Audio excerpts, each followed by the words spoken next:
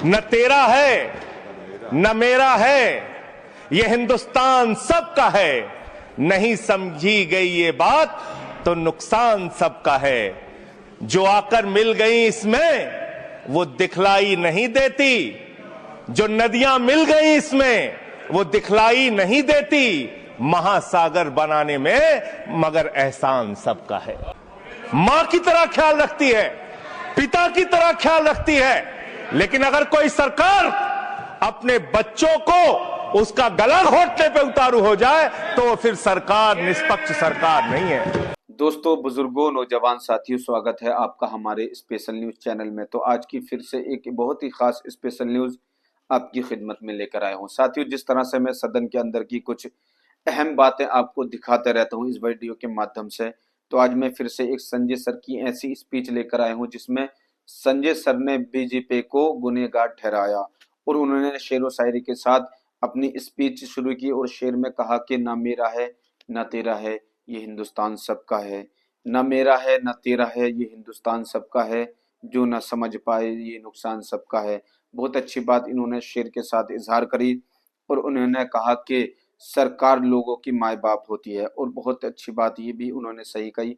और जो मुसलमानों को लेकर उन्होंने कहा ये भी बात बिल्कुल सही है। तो दोस्तों, इस वीडियो में बने रहिए, देखिए कौन कौन सी बातें संजय सर ने सदन के अंदर स्पीच के दौरान कही। न मेरा है न तेरा है, ये हिंदुस्तान सबका है। नहीं समझी गई ये बात तो नुकसान सबका है। न तेरा है न मेरा है, ये हिंदुस्तान सबका है। नहीं समझी गई ये बात तो नुकसान सबका है। जो आकर मिल गई इसमें वो दिखलाई नहीं देती, जो नदियां मिल गई इसमें वो दिखलाई नहीं देती। महासागर बनाने में मगर एहसान सबका है। महासागर बनाने में मगर एहसान सबका है। मान्यवर, हम लोग बचपन से एक शब्द सुनते आए, सरकार माई बाप। सरकार माई बाप यानी कि जो सरकार होती है वो लोगों की माई बाप होती है, मां की तरह ख्याल रखती है, पिता की तरह ख्याल रखती है। लेकिन अगर कोई सरकार अपने बच्चों को उसका गला घोटने पे उतारू हो जाए तो फिर सरकार निष्पक्ष सरकार नहीं है। नहीं है मान्यवर, वो सौतेली मां है, वो सौतेली मां है, उसका व्यवहार सौतेला है। और आज आप जो काम कर रहे हैं इस बिल के माध्यम से, आप बाबा साहब डॉक्टर भीमराव अंबेडकर जी के द्वारा लिखे गए संविधान की हत्या कर रहे हैं। और ये बात मैं इसलिए कह रहा हूं कि बाबा साहब डॉक्टर भीमराव अंबेडकर जी ने संविधान की धारा 26 में लिखा, धार्मिक मामलों के प्रबंधन की स्वतंत्रता, धार्मिक एवं धर्मार्थ उद्देश्यों के लिए संस्थाओं की स्थापना एवं रखरखाव करना, धर्म के मामलों में अपने स्वयं के मामलों का प्रबंधन करना, चल एवं अचल संपत्ति का स्वामित्व एवं अधिग्रहण करना तथा ऐसी संपत्ति का कानून के अनुसार प्रशासन करना। यह अधिकार आपने नहीं दिया, यह अधिकार किसी भारतीय जनता पार्टी के लोगों ने नहीं दिया।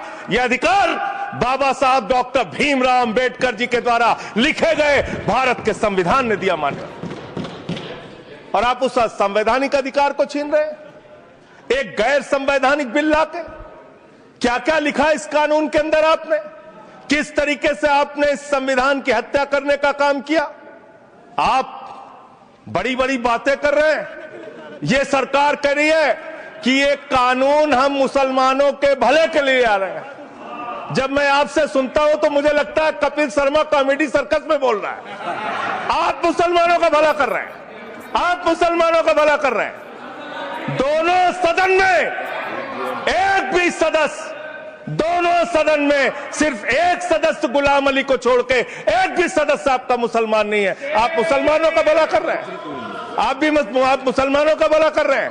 पूरी सरकार में एक मंत्री आपका मुसलमान नहीं है, आप मुसलमानों का भला कर रहे हैं। दो नेता अपने घरों में आपने बैठा दिया, मुख्तार अब्बास नकवी, शाहनवाज हुसैन, दोनों की राजनीति आपने खत्म कर दी। आप मुसलमानों का भला कर रहे हैं, आप मुसलमानों का भला कर रहे हैं, आप मुसलमानों का भला कर रहे हैं। अरे सुनना सीखो, सुनना सीखो पहले। मान्यवर, मैं इनके इस कानून में क्या क्या लिखा हुआ है, क्या क्या कहा है इन्होंने। बिल्डिंग बैठ जाए, कृपया गुलाम अली जी बैठ जाए। धार्मिक संपत्तियों को ये बिल कब्जा करने की नापाक कोशिश है इतनी और शांति धार्मिक है संपत्तियों को सदन में, इतनी कब्जा करने के लिए। सदन में इतनी शांति है कि आराम से आप बोलोगे तो आराम से बोल रहा हूं सर। हाँ। आप बैठे हैं तो आपको देख के वैसे ही आराम आ जाता है। आपको देख के मैं वैसे ही आराम में रहता हूं सर। आप जब है आपका संरक्षण है तो आराम से ही बोल रहा हूं। बोलिए। मान्यवर, धार्मिक संपत्तियों को कब्जा करने की एक कोशिश है, इसलिए इस बिल पर न हिंदू को खुश होना चाहिए, न सिख को खुश होना चाहिए, न ईसाई को खुश होना चाहिए, न जैन को खुश होना चाहिए, न बौद्ध को खुश होना चाहिए, क्योंकि नंबर सबका आएगा। और आज वक्फ की संपत्तियां कब्जा करके आप अपने दोस्तों को देंगे, कल गुरुद्वारे की संपत्तियां कब्जा करके आप अपने दोस्तों को देंगे, फिर चर्चों की संपत्तियां कब्जा करके आप अपने दोस्तों को देंगे, फिर बौद्धों की संपत्तियां कब्जा करके आप अपने दोस्तों को देंगे, फिर जैनों की संपत्तियां कब्जा करके आप अपने दोस्तों को देंगे, फिर मंदिरों की जमीनें कब्जा करके आप अपने दोस्तों को देंगे। आप तो वो लोग हैं जिन्होंने प्रभु श्री राम के मंदिर में भी घोटाला किया। मान्यवर, प्रभु श्री राम के मंदिर के जमीन में घोटाला किया। मैं कागज दूंगा सर, मैं कागज दूंगा। कर दिया मैंने। ये लोग राम मंदिर में घोटाला करने वाले लोग हैं। राम मंदिर की जमीन का चंदा खाने वाले लोग हैं सर। ये लोग 2 करोड़ की जमीन 5 मिनट में 18 करोड़ में बेची सर इन लोगों ने। 16.5 करोड़ का घोटाला किया, 18.5 करोड़ में जमीन बेची। ये राम मंदिर में घोटाला करने वाले लोग हैं सर। मान्यवर, अरे प्रभु श्री राम के नाम का पैसा खाते हो तुम लोग। अरे बैठ जाओ, राम मंदिर का पैसा खाते हो। अरे राम मंदिर में घोटाला करते बैठो। अरे राम मंदिर का चंदा खाते हो।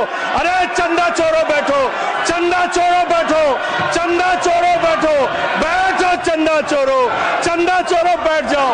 चंदा चोरो तुम लोग चंदा चोरो, चंदा चोरो तुम लोग, चंदा चोरो, चंदा चोरो, चंदा चोरो बैठो। 1 मिनट को प्लीज। चंदा चोरो बैठो। सभापति महोदय Shri Gajendra Singh ji. Sir I am not dealing sir, I am not dealing. सदस्य ने चंदा चोरी किया ना सर, राम का पैसा खाया। मान्यवर, आपने कहा कि इससे आप पिछड़े मुसलमानों का भला करने जा रहे हैं। सुनने में बहुत अच्छा लगता है कि आप पिछड़े मुसलमानों का भला करने जा रहे हैं।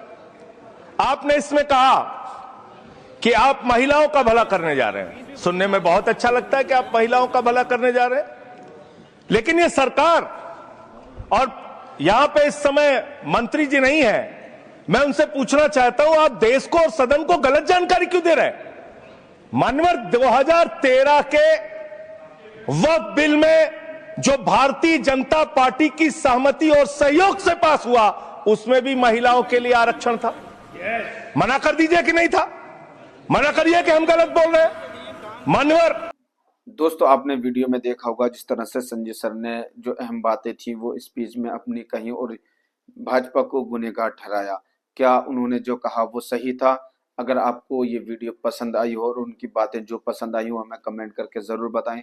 और ऐसी वीडियो देखने के लिए हमारे चैनल को सब्सक्राइब जरूर कर लें और फॉलो जरूर करें। Bye bye, Tata.